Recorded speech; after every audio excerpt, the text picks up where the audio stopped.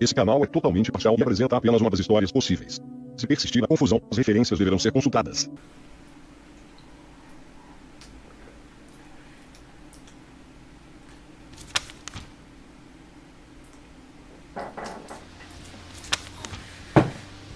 Olá, bom momento, pessoa ignorante que me assiste. Hoje vou finalmente responder a maior questão de todos os tempos da biologia. O vírus é um ser vivo ou não? Então vamos para a tela do computador. Para a gente responder essa pergunta, precisamos, antes de mais nada, responder outras duas questões que estão aqui dentro. A primeira é o que é um vírus e a segunda, o que é a vida. E hoje vamos falar sobre as duas e vamos chegar em uma resposta. A primeira coisa que podemos falar sobre os vírus é a sua origem da palavra, que significa veneno do latim. E esse veneno vem justamente dessa noção negativa, pejorativa do vírus, que é a noção principal de que os vírus infectam todas as formas de vida. Então existem vírus específicos para planta, fungo, bactéria, monera, animal. Todos eles têm vírus que infectam eles. Mas uma coisa que não se diz muito, que pretendo trazer, mas futuramente no trabalho, é a noção de que os vírus são essenciais para a diversidade de diferentes ecossistemas. Uma das coisas que acaba acontecendo, como a gente já vai conversar já, é que os vírus acabam transferindo pequenos trechos de genes entre espécies diferentes, o que acaba ajudando nessa diversidade. No futuro vídeo a gente se aprofunda mais. Mas agora o que importa é a composição. Os vírus, eles são de 10 a 100 vezes menores do que as bactérias. E ele é feito basicamente de um envelope proteico, de uma cápsula proteica, com um material genético dentro dele. Os vírus infectam diferentes células partindo de alguns processos. O primeiro deles seria ser identificado pela célula e meio que abrindo, entre muitas aspas, uma passagem para jogar dentro da célula o seu material genético. A célula vai ler aquele material genético como se fosse parte dela mesma. Como se aquilo sempre estivesse ali. E quando ela começa a ler esse material, ela produz novos vírus. E esses vírus acabam saindo ou sem destruir a célula, ou destruindo completamente, matando aquela célula. Num resumo, isso é um vírus. Agora, a discussão sobre a vida é um pouquinho mais complexa. A gente já tem aqui no canal um vídeo falando sobre isso. Você pode assistir clicando em algum lugar aqui e não sei onde que é, você clica. Mas hoje eu vou dar uma resumida. E vou trazer a definição de vida de duas pessoas diferentes. A primeira, que é o Gerald Joyce, que foi um dos pioneiros no estudo da evolução do RNA in vitro.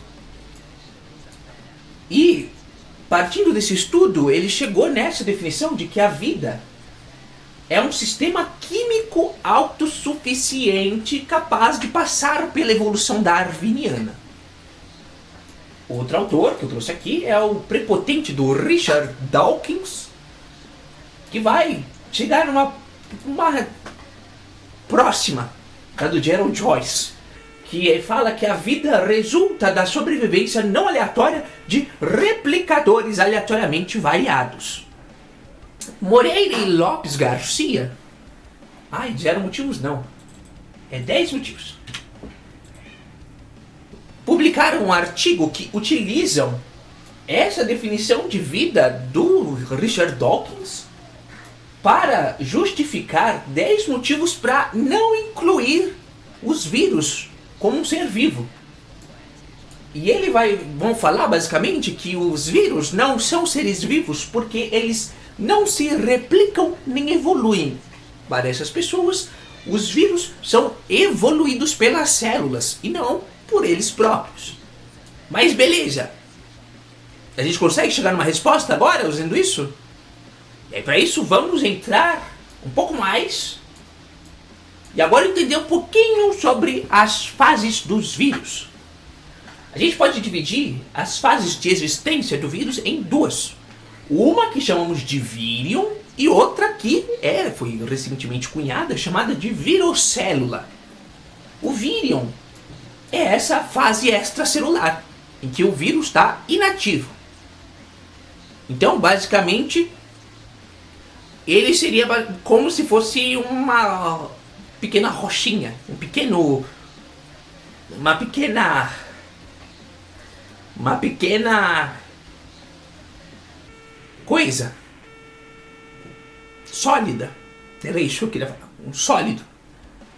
Que não tem metabolismo próprio nem nada. Ele só existe ali, sendo levado pelo ar, pela água, não pelo fogo e um pouquinho pela terra.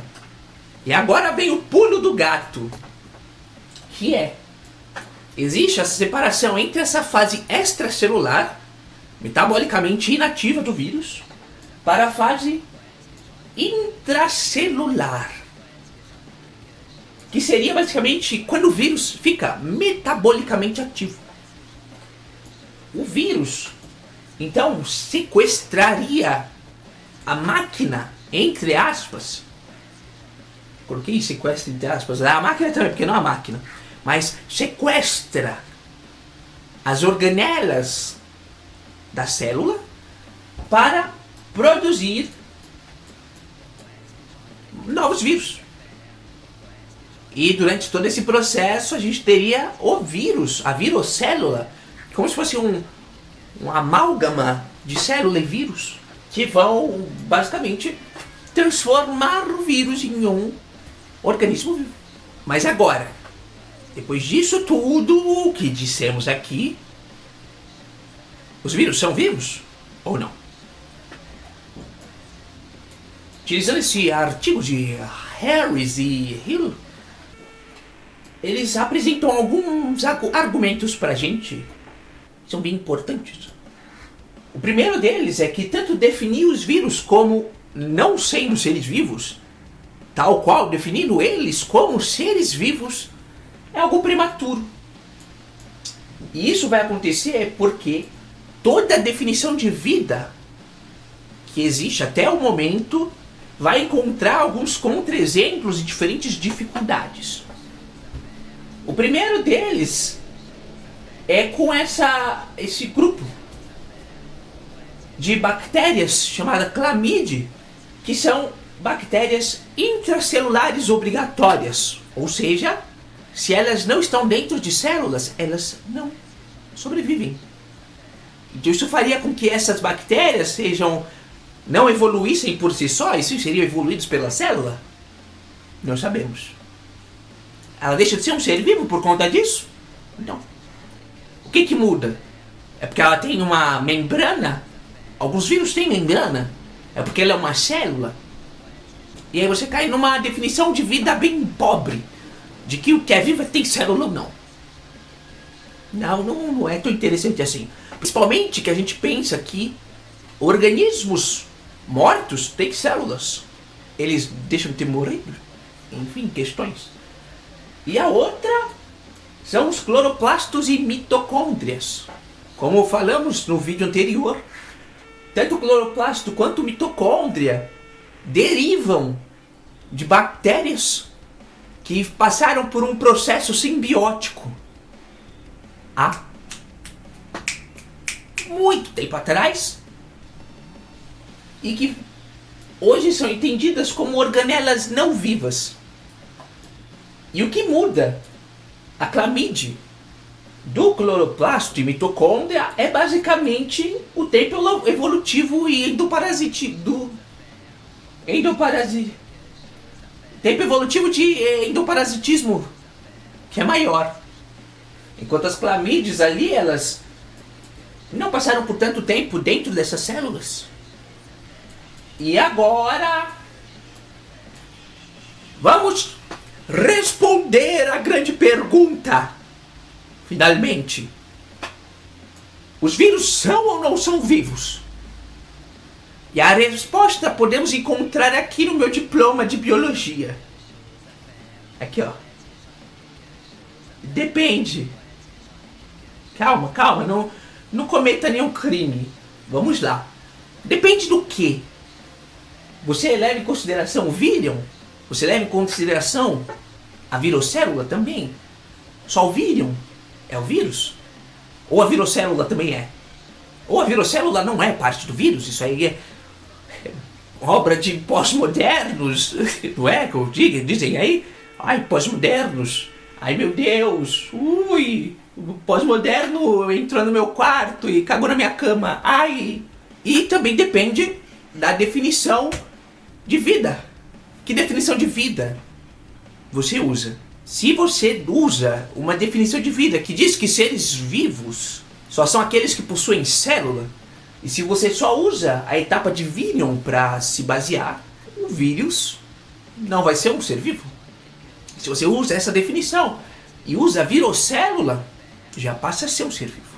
Do mesmo jeito, se você usa definições como essas duas que trouxemos aqui, e você leva em conta a virocélula, ela passa a ser um ser vivo. Se não, talvez não. E é isso que eu queria trazer para vocês hoje.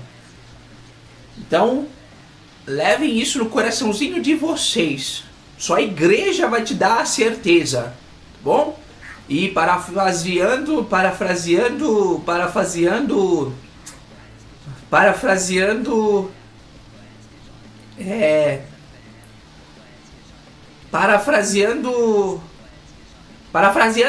menino Kropotkin, a única igreja que ilumina é a que queima. Beijo!